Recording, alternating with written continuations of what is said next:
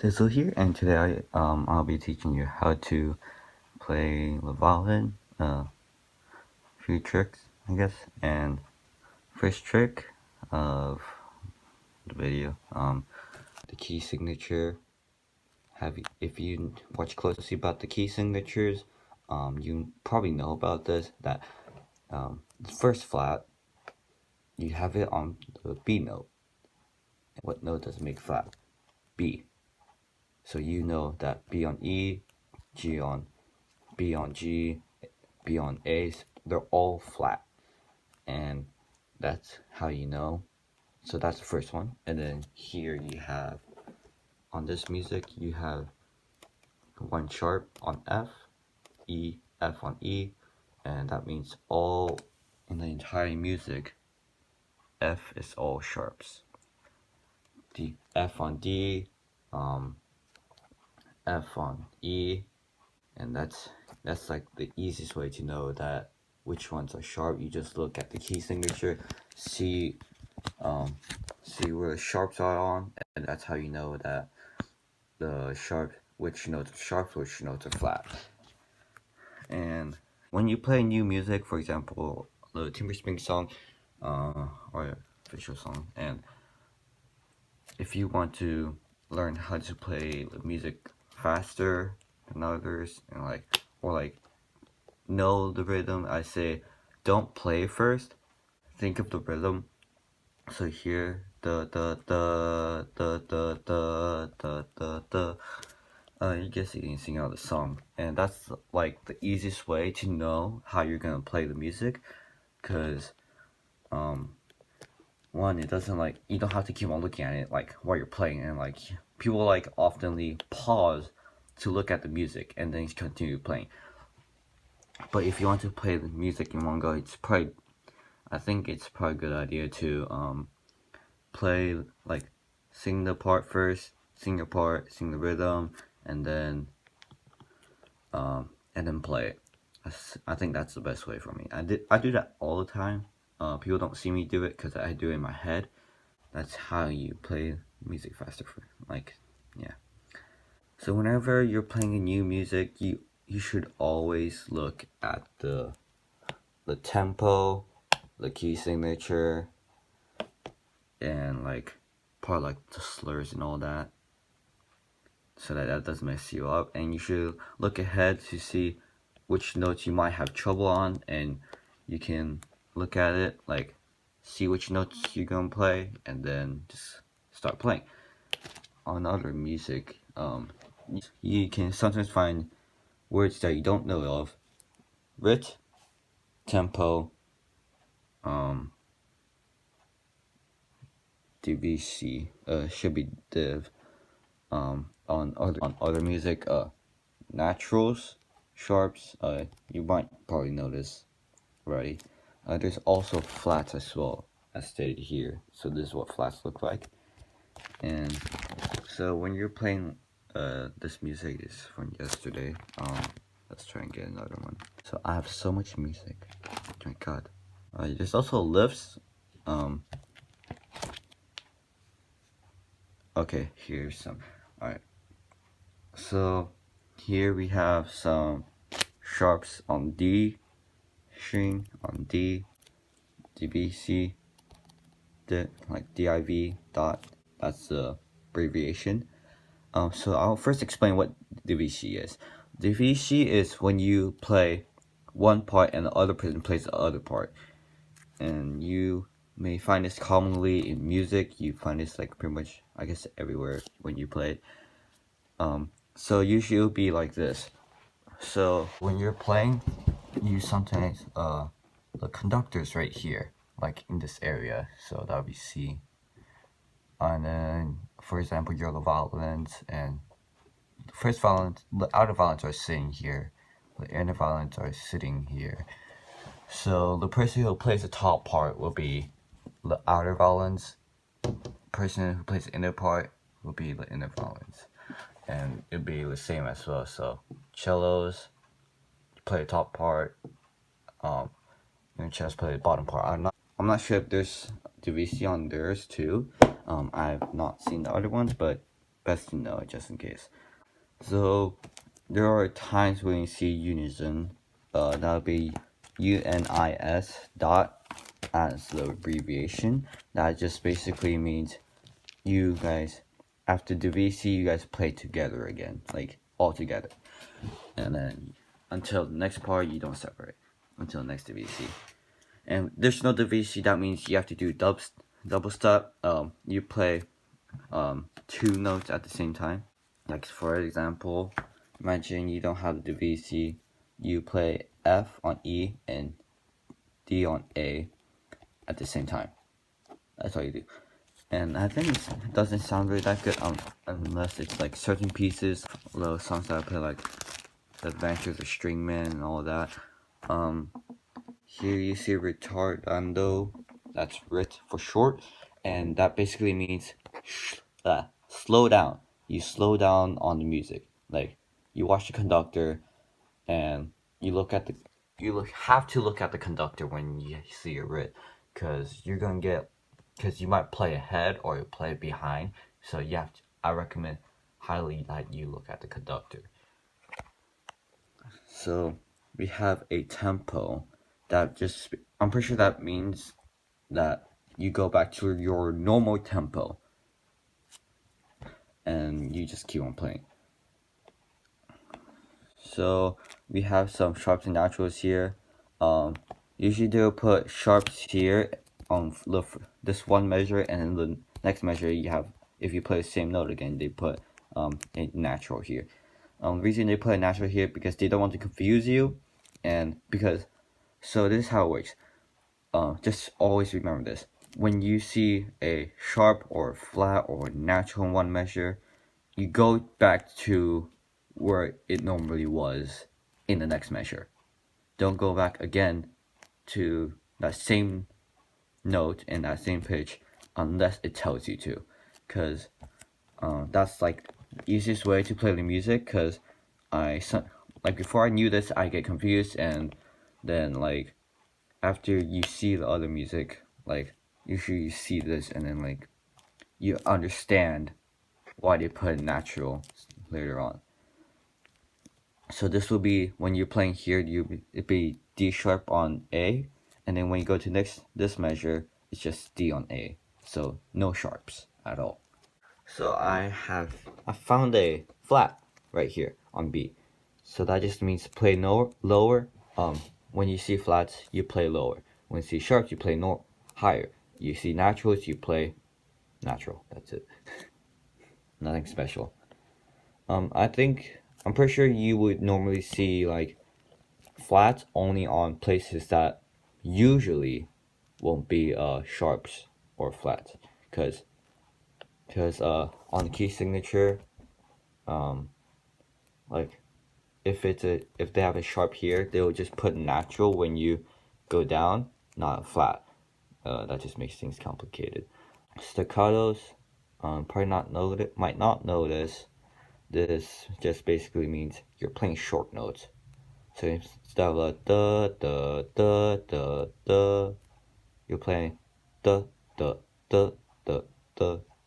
That's how you play the music, and then you find this straight line under the note, and that basically means tenuto.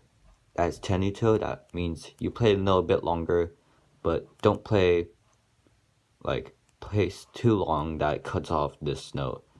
Here we have a tie, and sometimes people might not notice, because can't understand why, because you see a up bow right in the middle where you're playing just down, and when you're playing this part, so it'll be normally down bow, and then once you play this part, this is the tie and connects all these four notes together, and you'll play them in one stroke.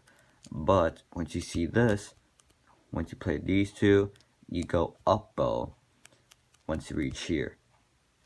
And then here we have the fermata. This is where you need to look at the conductor, because I see my classmates never look at the conductor. You need to look at the conductor. There are many times you have to look at the conductor. Like in music, you don't just look at your own music and just play wherever you want, like however speed you want to go. You have to look at the conductor because the conductor tells you like if you're off beat or on beat. Like just look at it, just look at the conductor from time to time. But if you're playing like ritardando or the fermata, you look at the conductor because you don't know when you're gonna go back to normal or like you're gonna stop or continue. Huge thing that you have to know. You look at the conductor, otherwise you mess up, especially if you're first chair. You're gonna screw your classmates, your group, big time. So in some music, there are many types of codas. There's DSL coda, pretty sure that's how you pronounce it. That basically means you go back to the part where it has coda, has the S sign, and this is where you find the S sign. Sometimes I think it might be different for some music, but most music you find them the same. So basically, this you go here, and then so once you play it all the way from here to here, especially that fermata, you lift the bow, and then you see this, you jump to this part, and then you play all the way until you see this. And this is the sign where you jump to another place. So once you play these three notes, you don't play measure 49. You jump to this place where it says coda. And so da da da da da da da da da da da da da da, and that's how you play the codas. So generally they're all the same. You just jump to another place where it tells you to. So that's pretty much another tip. And I would recommend if you look in your music and see if there's any of these codas anywhere lying around. Otherwise you might screw up. And also, when you look, also, there's some music, it says allegro moderato, but like when into the music there might be a slowdown or you're going faster. So you see here slowly, you go slower than here. So you have to pay attention. Look at the music first. That's what I recommend. And these bar lines basically tell you when you're going slower, going slower, or going faster, or like changing key signatures, or changing the time signatures. And that's also another thing you should watch for, time signatures. So when playing music, I would recommend not to, like, first off, when you see this, you can play and all that, but like if you have time, I would recommend it to look up on YouTube or like Google and search up the music name, because if you don't, here's the thing, listening to the music while they're playing, or like listening to the music while you're doing something else that you're going to be playing, you get the music, like how it goes, how fast it goes, when you're supposed to play and when you're supposed not to play. And that's actually a big thing that you should know, because you don't want to be like screwing up on parts that you don't know when or not to play. So that's a really big thing that will help you when you're playing. So here you might find some solos. Here you play alone. So like the person, like usually it'll be a person in first chair, or like the person who plays like harder music will be playing this part. So solo, you just play da da da da, and then everyone else will be playing that bottom part. And here we have a Debussy as well. Here we also have a solo. So the first violinist will play this part all the way, and then you see this all, which means everyone plays together as a group. Here you sometimes might find a fourth finger, a 4 on top of that note. That means play E on fourth finger on A or any of the notes. But I would do that pretty much all the time, because playing open E doesn't sound good unless it tells you to. And if you're playing like calm or like slow music, like that's the part like when it's best to play like fourth finger. Like for example, Over a Rainbow. Go slow, beautiful music. When you reach here, you want to play fourth finger because that's what it tells you to. But you also should play fourth finger here and all that other parts unless you can, because if you don't, you get used to playing open E. Like most music, like when you're playing most music, it sounds kind of bad because like you hear the like high pitched noise, and then like especially when you're playing calm music, and when you're playing calm music, you're playing open E, and that doesn't sound good. So you should play, like most of the time you should play the fourth finger on E. So here we have a dotted half note, and that dotted half note basically means you added like half of the note that it's being added to. So basically the dot gives it a 1/1/2. So when you see a dot here, you just basically time. So basically the note times 1/1/2. That's all you do. The note times that equals that, and that will equal to note dotted note. And that's actually a good thing, like best thing, great thing to know, because there are a lot of like you see in music that they might have dotted half notes, quarter notes, eighth notes, 16th notes, or whole notes. Whole notes, it's basically 6 beats. Dotted half notes, that's 3 beats. Dotted quarter notes, that's 1.5 beat. And then eighth note, that's basically like eighth and 16th together, basically. That's pretty much, it's basically you add half of the value of the of that note that you're adding to. So sometimes when you play music, you see this a tie, but it's not linked together. See here, and then there's 2 tenutos in the music in that measure. So basically, all you do is just play down bow and you play down bow again. So when you see a tie, and then you see either two down bows or up bows or tenutos or staccatos, that's when you play that's called like a hooked bowing. Hooked bowing, you learn that like advanced intermediate music. So it's best to do like not that, I guess, like because you need to learn how to play it, especially here, because there are times when they make it a bit complicated and like hook bowing and all that, and then you see a hook bowing, you don't know how to do it, you screw up, you screw up the entire entire group, and then so up bow pretends to hook bow, so you go up bow, so that's how you're supposed to play.